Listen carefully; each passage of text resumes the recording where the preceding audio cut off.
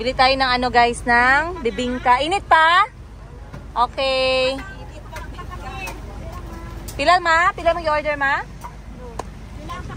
Nag-stop kami guys. Lakwatsa na naman tayo yung mga ano, mga single mamas.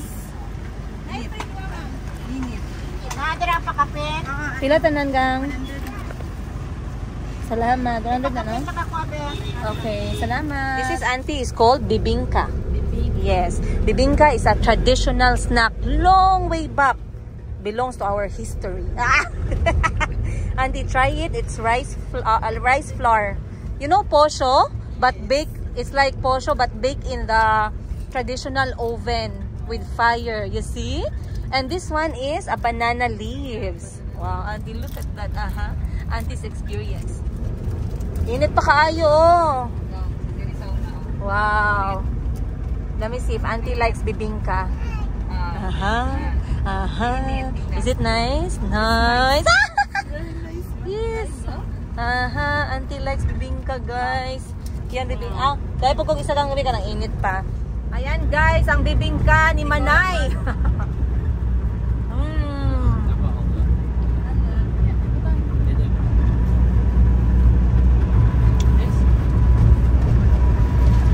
May nagsabi ba na kung magkain ka talaga, madam, kung magkain ka talaga, madam, nagamual ka. Ano pala magkain? Try ko to hindi magmual.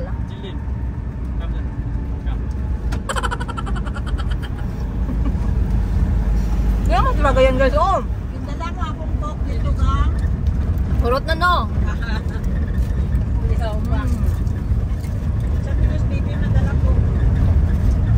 Sarap. Bibingka ng Sarangani Province. Very good. Sarap. Makapas pa din ang pobre sa presyo guys. Yahoo! 5 piso ang isa. 10 piraso, 50 pesos. Do you see how nice? And very pure, Auntie. There's no flavoring. Auntie, there's no flavoring whatsoever. Look on your left. I like that they never change the way they cook it. Until today, they still do it on the fire, not a machine. That's why you can smell like charcoal. Yes. Even Chico likes bibingka. Masarap. Wala, Auntie, you know. Auntie knows how to speak Tagalog.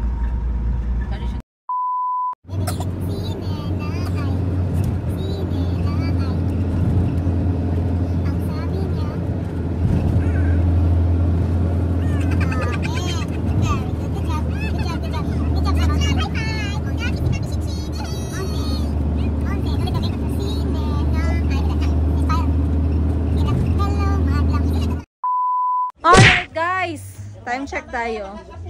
Yay! Time check tayo. Alas 6. Malangga alas 6 na ng gabi. Naglakwat siya kami guys kasi birthday ng kapatid ko. Wala kaming choice. Wala kaming choice kasi bayaran niya man daw tong gastos. Erefan, salamat. Oo. Salamat. Naka-on ang aircon. Okay, nandito tayo ngayon guys sa La Playa Escobar Resort. Ayun. Siyempre. Yeah, swim later. Go inside. Yes, but we have to wait. So, maglabas lang muna tayo ng gamit. Grabe si Auntie Christine, guys, no? First week pa lang, second week pa lang lakwat siya na dito sa Pilipinas. Ang ganda ng bougainvillea nila, oh. Pwede mag-tent. Yes. Sige, Tats, pwede dire. Ha? Ay, sige. Ano, guys, mayroon tayong guest sa vlogging ngayon para sa ating room tour.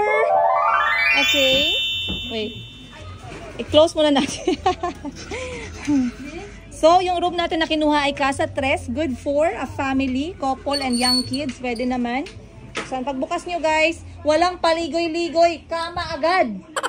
Grabe naman. Wala talagang pa-extra. Diretso kama. Sorry. At least may TV. Toilet daw. Ay, nice ang toilet. Wow. Okay. Maliit lang siya guys, pero everything essential is there. May aircon. At least luxurious kami dahil merong Mona Lisa. Cross stitch? Ah, this is a cross stitch. Very fine. Oh, nice. Yung ate ko kasi mahilig siya mag-cross stitch. Talagang expert cross stitcher siya. Cross stitcher? Come. Sige, go ahead. Eternity later. Alright. So, napalpak yung ligo. Ligo namin. Alam niyo yung mga bata, nangungulit sila kung minsan na gusto na talagang pumunta sa tubig. Pero, masaya ako kasi, alam niyo, yun talaga yung gusto ng mga bata, yung maglangoy-langoy ba. And, ewan ko ba guys, paano kami naabot dito sa Glan Sarangani Province. So, hindi kami natuloy ng ligo dahil parang merong sapat or insekto na maliliit na nagkakagat sa balat sa ganitong oras. Hindi naman siya harmful, pero talagang na-attract sila sa balat. Na-attract sila sa balat ng mga ganda. Pero in fairness naman talaga maganda yung tubig. Nandito nga pala kami ngayon sa La Playa Escobar Beach Resort. Hindi natin masyadong ma-appreciate ngayon siguro dahil gabi na. Pero bukas ng umaga, maaga tayong gigising para ma-appreciate natin yung gawa ni Lord. Para ma-appreciate natin yung kalikasan. Para ma-appreciate natin yung binayaran nating bill. Wala, hindi na libre guys. May bayad na entrance, meron tayong cottage. Kasi kapag pamilya, mga bata, dapat meron talagang cottage. Okay lang pag malalaki na mag-tent-tent. Pero abangan nyo dahil ngayon gagawa kami ng first time ever nagagawin kong activity. I think last ko na ginawa to, buhay pa yung tatay ko. And speaking of tatay, may nag-message pala, bakit nanay mo lang lagi yung pinapakita mo? Nasaan yung tatay mo? Very good question guys. Very good question. Yan ay dahil my father passed away when I was 18 from a vehicular accident na talagang natamaan yung ulo at nagkaroon ng internal hemorrhage. Na hospital, na ICU, pero hindi rin kinaya. So I lost my dad way back when I was second year college sa Mindanao State University. So after that, talagang si mama na lang lahat yung nagtaguyod sa aming 8. Ang maganda lang doon, kaming magkakapatid dahil lumaki kami watching our mom, doing all the means para mag-earn, hindi rin kami naging dependent. So, yung eldest sister namin ay working student. She was working at the same time studying hanggang nakapagtapos siya ng university. Ang second sister ko, ganun din, working student. Myself, I was a scholar of a private company from Japan. And also, nagbibenta-benta na ako talaga sa eskwelahan. From elementary, high school, up to college. So, hindi masyadong mabigat sa side ni mama. Ang sumunod naman sa akin, si Madam Ten Gibbs, ay talagang napakagaling ding magnegosyo. Ang after sa kanya, yung kapatid naming sumunod na pang-5 ay nakastay sa auntie ko when she was young. So my mom was not really pushed to the wall no mga panahon na yon. Anyway, sasabihin ko na nga, ginawa ko tong activity na to way back nung buhay pa yung tatay ko. Sinasama niya kaming, yung word is manginhas. Ito yung kapag low tide, maghahanap ng shell sa putik or sa buhangin. So ngayong araw na to, dahil birthday ng kapatid ko at gusto niyang yun ang gawin para sa birthday niya, pagbigyan natin. Kaya tayo nandito ngayon dahil ngayon yung low tide. In about 3 hours, bababa na yung tubig ng dagat, low tide will start, and then marami na yung mga pupunta dito na mga lokal na maghahanap ng mga seashell para ibebenta nila in the morning. So, bakit pa ako bibili guys? Kung pwede naman ako maghanap ng sarili ko. Joke lang guys. Gusto ko lang din talaga ma-experience yung pagpanginhas. So, abang-abangan nyo. Isama natin si Auntie Christine mamaya kung hindi siya busy. At kung tulog lahat yung mga bata para ma-experience niya naman yung pagkuha ng shell. Syempre dito sa bansang Pilipinas, specifically dito sa Sarangani Province. Ayan. At i-mention ko na lang din na sila auntie ay walang experience sa dagat. Kaya takot na takot si auntie sa tubig kasi Uganda is a landlocked country. Ibig sabihin wala silang dagat, wala silang port. So, ang mangyayari niyan mamaya, may experience ni auntie first time in her life At ayoko mag-expect too much, but I think masaya tong experience na to. So abang-abangan ninyo, samahan nyo kami sa episode na to. Huwag nyo kaming iwan for today's kwento-kwento. Ayan na si auntie at si mga bata. Put on your slipper. Ay, put on your sandal. What's that? Ay! A snail? A hermit crab. No, a hermit snail. crab. Oh, a crab. Uh-oh. Azaria, what's this? What's this? You see, hermit crab. Hi, Chico. Ayan, guys. Sana all pasyal-pasyal tapos dala high blood. Oh, ay, sorry.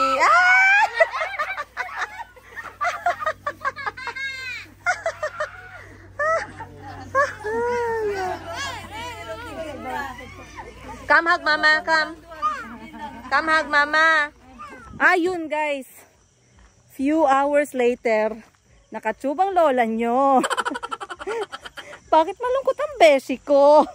Hindi tayo malungkot dahil ngayon manginginhas tayo. At dahil matagal yung guide namin, nag-search na lang kami sa YouTube.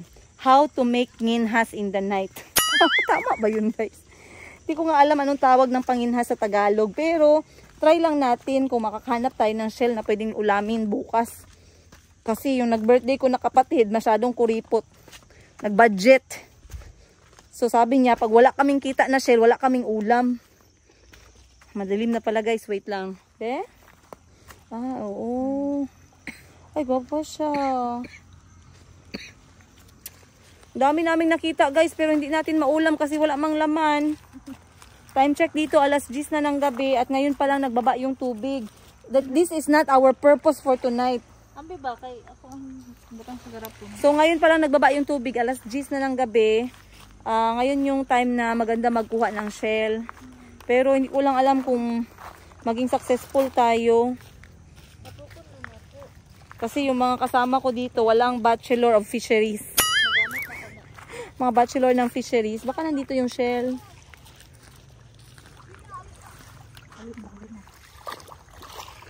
Balik na mo dire, mangita na tag shell.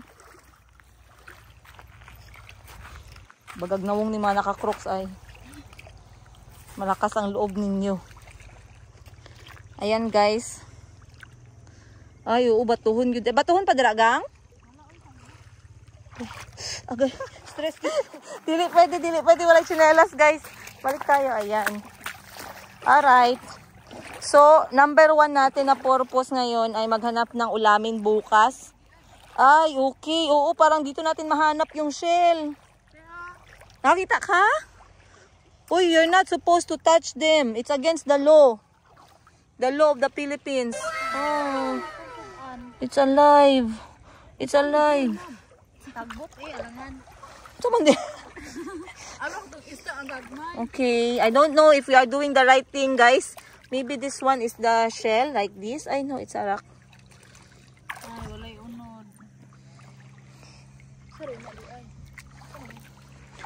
So again, ito ay first time namin gagawin. Ang last namin ginawa to ay kami ay mga 7 years old pa lang. Ay ginawa namin kasama yung tatay namin. Pero ngayon, tingnan natin, baka malay ninyo, swertehin tayo dito. Minsan maganda yung mga nagaganap kapag hindi planado. Bakit mas marami yung mga, mas marami pa yung usap-usap nila, guys, kaysa sa paghahanap ng shell? Ha? Ha? What's that? Cucumber. Kita sa vlog. Oh! Napitoy-pitoy! Guys! Guys, ito na. Ito, nakita namin, oh.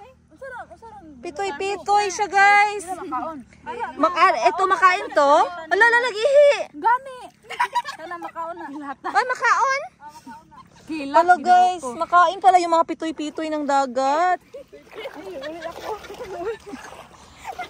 Alright, diba sabi ko sa inyo, good things happen when you least expect it. Ayun, nakahanap kami ng pitoy-pitoy, makain daw yun. First time kong nakakita ng starfish na talagang buhay na buhay. And kulay blue. Wow! Gang! Blue ang starfish! Hanap ako ng shell kasi yung lights nakatutok sa mukha ko instead na sa buhangin. Anong itsura ng shell ga? White? Camouflage? How do we see a camouflage? Oh, kabalo lagi ka. Naka first time nimo. Ay, ang daming ano guys. Ang daming mga starfish. So, I guess kung hindi kami makakita in 1 hour, wala talaga kaming ulam bukas. Dahil yun yung kondisyon ng kapatid namin. Ang hirap pala maghanap ng shell. Wala talaga kaming nakita guys, bukod sa pitoy-pitoy. 2 lang. May nakita kayong shell? Be, let me see. Tingnan natin guys anong nahuli ng mga marites. Puros lang taga-tudlo kay Kit. Bakit? Ari Kit. Kit, Ari Kit. Ang sang adventure yan. Where? Fish? Ay, halaga. Ang saan ni? Gang! Octopus, gang! Kuan man nakatungkuan. Octopus! Kabalo ka, Kit? Picture ha? Hala, dako siya. Dako gani nga octopus. Basta mag-ano oy. Hala, ato na oy na octopus diri ako agod. Kit. Masimtil na ro magpilit na simple ato na oh. Ano lang flashlight. Octopus nga ano? Color eh. Pwede na octopus nga green? Oo. Ato oh. Ah, okay. Si cucumber pwede na. Swaki. Na dito oh. Atong Ibuga nagito wala. wala. Ano siya? Green iyang color. Diyan na. Uy, diyan na. Nakaon na mo. Ay, saan dito sa... Diyan na. Guys, nakahanap kami ng octopus. Pakita ko sa inyo dito sa video. Sobrang interesting. Nakahanap din kami ng swaki or yung porcupine. Anong swaki gani? Tagalog? Swaki lang wala. Ah, ano swaki sa Tagalog? Ay, basta ano siya guys, yung maraming ano, parang porcupine. Pwede yung buksan at saka kainin na. Dakpan nila? What? Let me see. Ayan guys. Gani, basi bugahan kog ink. Dili na. Sabi? Wow! Octopus yun? Wow, look at that. Wow. Sige lang, tungaan lang nato. Duwa ka, ano nyo nga. Ano, dila lang sa inyo, di may kabalo. Wow, tay! Manok bay. Hello guys, oh, swerte natin ngayon, oh. Kahanap tayo ng octopus, pangkilaw. Hala. Ako dapat na mata para matay ba? Ganun pala ang pagpatay ng octopus pag bagong huli. Kailangan kagatin yung mata. Tara mo. Wow, patay na. Patay na ni ma'am. Hello, very good. What did you get? Let me see. Ansa na siya? Manok-manok siya bay? Ili ko na. Gagabay ka na. Para lang man na siya sa ano, karang sa tawag di mani? Aquarium. Hello, very exciting. O patay na. Ganun ka, ganina lagi sa tubig mo na siya green nga blue. Yung color. Lailahi mo na ma'am. Ha? Maglailahi na siya.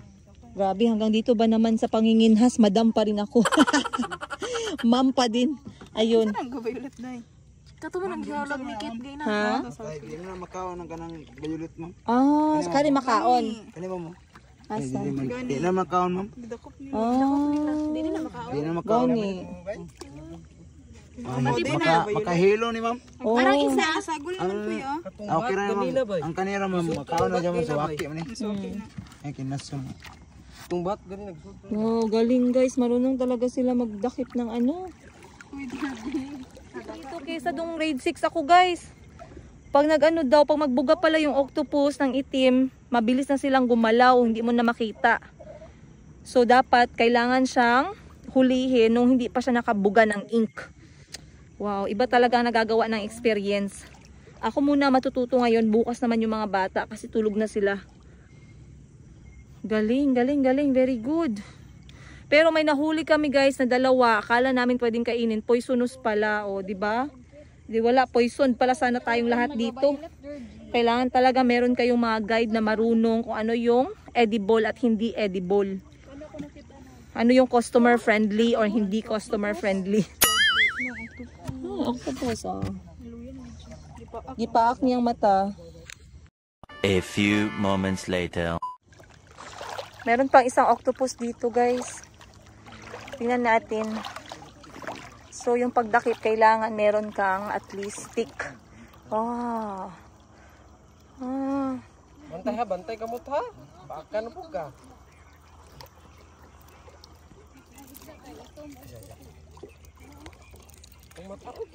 Alright, guys. After 10 minutes, medyo meron na tayong nakolekta. Ako nakakita ako, guys, ng ng isang octopus. So, okay na. Kota na ako ngayong gabi. Pero, yung kapatid ko nakakita rin ng swaki. Or yung si tusok-tusok. Starfish. But kailangan, ay wow, look at that. Oh, galing guys. Wow, gandang experience nito. So feeling ko yung sinusundan ng mga octopus yung mga single ladies.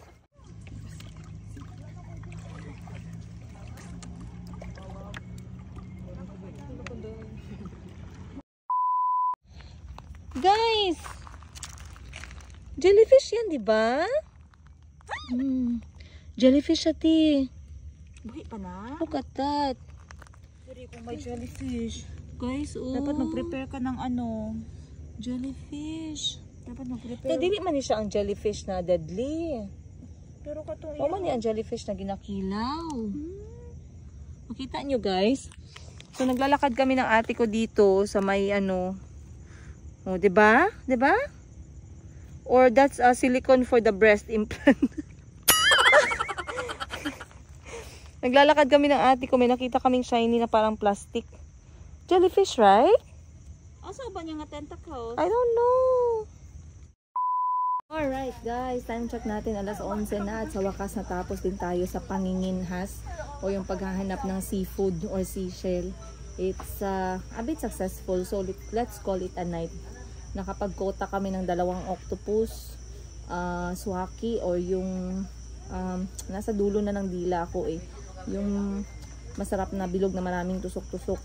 Kung sa Bisaya pa, tuyom. And then merong maliliit na isda. Tagi-isang klase lang guys, papaksiwin namin yung isda. At saka meron din kami yung mga pitoy-pitoy. Hindi ko kasi alam pero ang itsura niya parang pipino na parang pitoy-pitoy. Hindi ko alam guys anong pangalan. Pero anyway, I'm not saying it in a bad way. But today has been really, really good and exciting. I'll see you guys tomorrow.